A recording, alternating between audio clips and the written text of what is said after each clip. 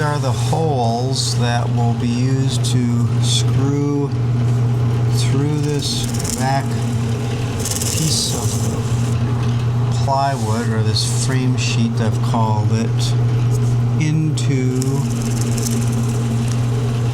the frame that will be put on here.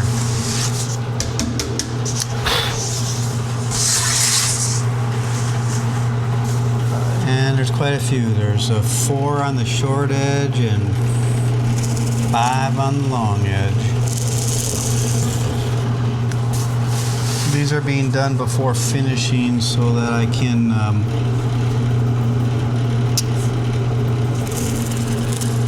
lay the frame on here when everything's done and line it up and make sure it's square to the picture, and then mark it, and then probably pre-drill those frame holes to prevent any splintering, breakout, and then attach it. So that's the final finish.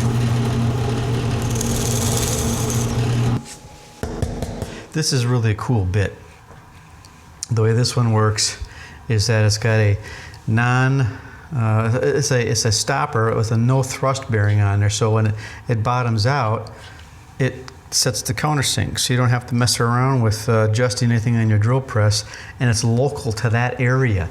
That's where it picks the depth, so if your board's uneven or whatever, this thing here will make a perfect countersink every time when you get it set up right.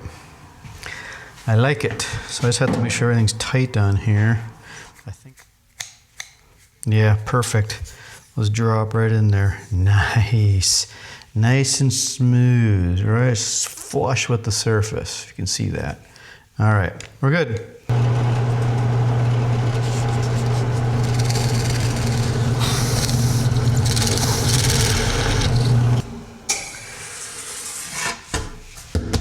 That's it, all drilled.